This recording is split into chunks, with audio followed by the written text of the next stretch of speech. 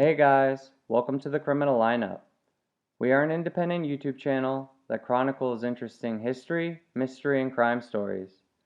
If you would like the video and subscribe to the channel, it would be greatly appreciated. Now, let's get started with the video.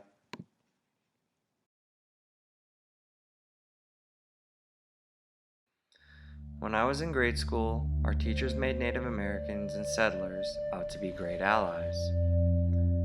They would share their goods with one another and end up having a huge feast together in harmony. Now that I have grown up for the most part, I realize that much of what we learned in grade school about early settlers' interactions with natives in North America were complete fiction. The natives received constant pressure from American settlers and would continually force Native Americans off of valuable lands and onto marginal reservations. On May 28, 1830, President Andrew Jackson signed the Indian Removal Act, which gave plots of land west of the Mississippi River to Native American tribes in exchange for their land. In 1874, gold was discovered in South Dakota's Black Hills. The U.S. troops ignored their treaty with the natives and soon invaded their territories. Many natives lost their lives in transit from one promised land to another, forming the Trail of Tears. On this episode of the lineup, we are taking a look at the Osage Indians' reign of terror. Like every other tribe in the settlers' path, the Osage were forced to move again and again. After this, through legislation, the natives would be forced to give up their thousands of years of traditions and assimilate into Western culture and a territory of the United States. The U.S. would retain all land rights, but would relinquish mineral rights to the Osage Nation from their land that was the size of Delaware. Oil was discovered there in the late 19th century. By 1923, the Osage tribal members had become some of the richest people in the world. A little after that, many of the natives would die mysterious, gruesome deaths in a period known as the Osage Reign of Terror.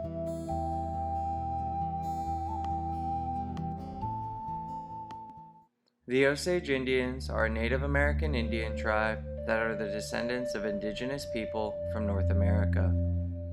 Initially, they roamed their ancestral land around the lower Ohio and Mississippi River valleys for most of some 4,000 years.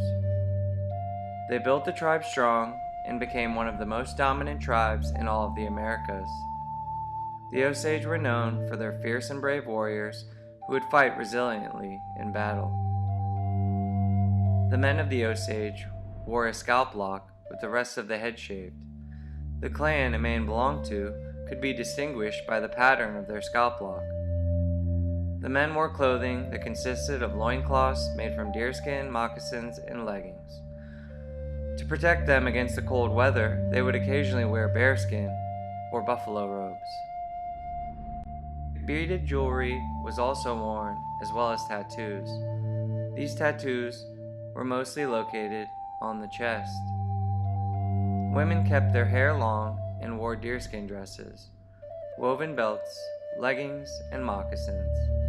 Clothing was perfumed with chewed columbine seed, and ceremonial garments were decorated.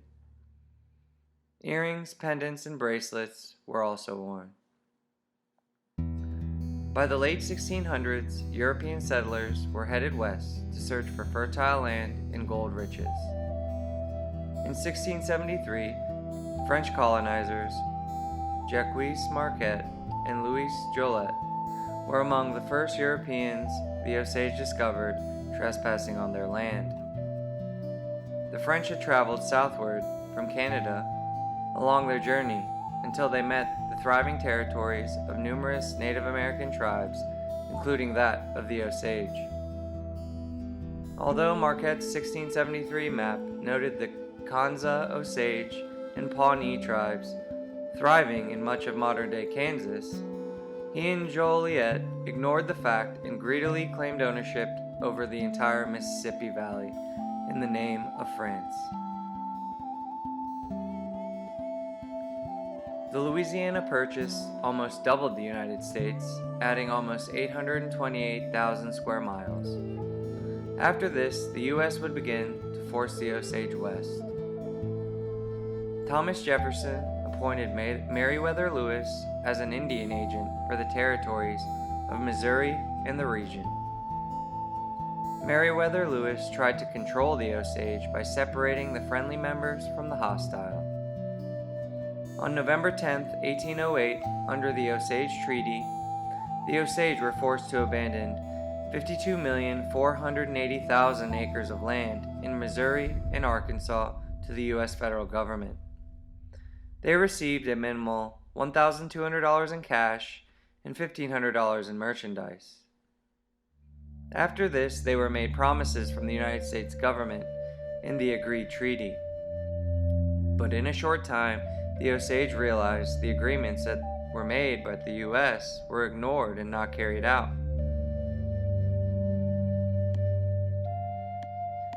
Less than 5 years later, the Osage were again forced to migrate west. They sold the remaining tribal land for $1.25 an acre. With the money from the sale, at 7 cents an acre, they purchased 1.5 million acres in northeast Oklahoma from the Cherokee. They chose this area of land, which was the size of Delaware, because the land was infertile and rough. They thought since it wasn't prime land, the government and squatters would leave them alone. At this point, the forced migration took a huge toll on the tribe. The migration, along with disease and war, brought their numbers to a few thousand, just 1/3 of their population 7 years earlier. By the late 1800s, the government wanted the Osage to assimilate. They would force the Osage to abandon their ancient culture and beliefs and become more westernized. In 1887, the U.S. government introduced the Dawes Act.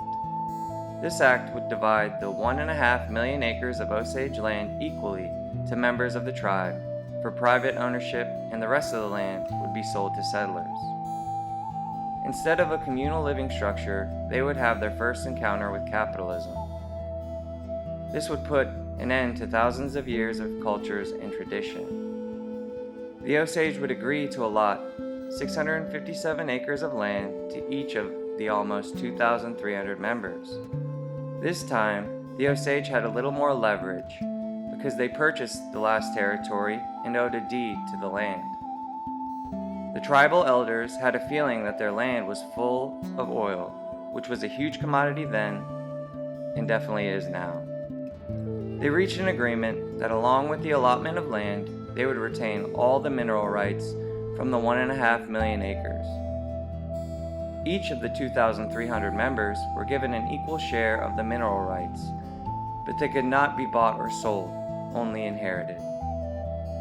This clause would end up being ingenious because their particular land sat on some of the largest oil deposits in the United States history. They would lease the land to oil men, who would bid on plots of land under a tree in Pawhuska, Oklahoma. This tree was known as the $1 Million M for all the deals done below. The oil workers would pay the Osage a certain percentage for each barrel produced every week. By 1903, tens of thousands of oil workers had settled in the area of Pawhuska. Because of the sudden influx of people, they built more than 30 towns. Along with the oil workers, squatters and shady people would also zero in on the area. By 1923, the Osage were making $27 million a year from the oil production on their land. That's $375 million in 2021. Overnight, the Osage had become the richest people per capita in the whole world. The public became intrigued with the red millionaires. In the 1920s, when most Americans would have only one car, the Osage sometimes had more than 10. Although some Osage stayed humble, continuing to wear their traditional garb and live in their modest homes, many would ditch their traditions and dress like the rich of the time. They would build mansions and at times have more than a dozen white servants.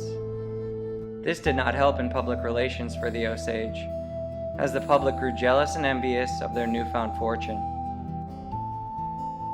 At this time, racism and corruption ran deep in our country.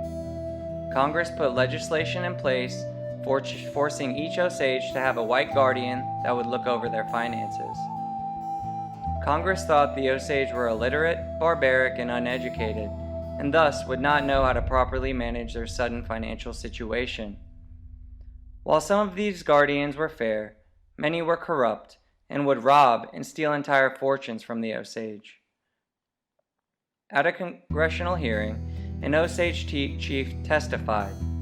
He said, "The whites had bunched us down here in the roughest part of the country, thinking, we will drive these Indians down to where there's a big pile of rocks and put them there in that corner. Now that the pile of rocks had turned out to be worth millions of dollars, everyone wants to get down here and get some of that money." Not long after becoming wealthy, the Osage would begin to die under mysterious circumstances. One of the families profoundly affected by these circumstances was the family of Molly Kyle Burkhart. Molly was a wonderful woman. She was born in 1886 on the reservation and was brought up in a traditional Osage home. She would later be forced to attend a boarding school in St. Louis when the U.S. government was forcing the tribe to assimilate to Western culture. There, she would learn English and marry a white settler named Ernest Burkhart. Ernest was described as having a tendency to drink moonshine and play Indian stud poker with men of ill repute. In 1921, Molly had people over to her house. She invited her sister Anna, who attended. Anna would leave the party and go missing for a few days. Molly looked everywhere for her and was beginning to get very worried. She asked William Hale, a rich and influential man in the town, for help. Hale, who was also Molly's husband Ernest's uncle, would often help the Osage in times of need. He built schools for the Osage and also donated money to build hospitals and clinics. Hale urged Molly that Anna was okay and would soon turn up. Just a week after her disappearance, Anna was found shot in the back of the head. This was a huge loss to Molly, but worse was coming. Molly's mom, Lizzie, lived in the house with her. Within days, she grew sick, and just 2 months after Anna's death, she stopped breathing and died. Evidence would point to her being poisoned. So now, within a couple months, Molly lost her sister and mom. Molly also had a younger sister, Rita, who lived in the countryside. Rita was terrified by the sudden mysterious loss of her mother and sister and decided to move from the countryside into town closer to Molly. She thought this would be safer than being by herself in the country. One night, Molly heard a huge explosion. She ran into the street and saw her sister Rita's house in flames. Someone had placed a bomb under the home. Rita, her husband, and their 18-year-old white servant all died in the home. On June 28, 1923, William Hale and his nephew Ernest Burkhart put George Bighart on a train to a hospital. He had been poisoned. Bighart would call his attorney, William Watkins Vaughn, to his bedside. Bighart would tell his attorney he had an idea who was killing all the Osage and had proof. Bighart's attorney, William, would board a train that night to Pawhuska, but soon went missing. His body was later found with his skull crushed beside the railway tracks near Pershing. The same night, Bighart died. By 1923, more than 24 people had been murdered. By 1925, at least 60 wealthy Osage had died mysteriously, and their land had been inherited by local white lawyers and businessmen. This grim time would become known as the Osage Reign of Terror. The local and state politicians couldn't seem to solve the murders. The Osage became wary of the local police and the officials. They had thought they were of little help because of corruption, so the tribal leaders urged the United States government for help. The young director of the Bureau of Investigations, J. Edgar Hoover, would take on the case. The BOI was the predecessor of the Federal Bureau of Investigations. This was one of the first big cases in FBI history.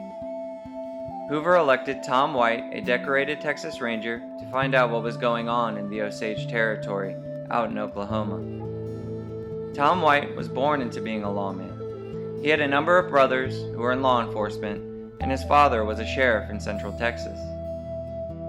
Initially, Tom White and a handful of people went undercover in Pawhuska as cattlemen and insurance salesmen. White and his agents soon gained the trust from some of the locals and were given valuable information. The big question Tom White wanted answers for was who would gain something from these Indians dying so quickly. They put together their findings after 2 years of investigation. Tom quickly came up with the realization that William Hale had been orchestrating these murders the entire time, with the help of family, including his nephew Ernest, who was married to Molly, and corrupt police and elected officials. Ernest would later confess to the killings and become a key witness for the government in charging his uncle, William Hale. Because you had to inherit the mineral rights, William wanted Molly, a full-blooded Osage, who was also married to his nephew Ernest, to eventually inherit the head rights of the oil from her dead relatives.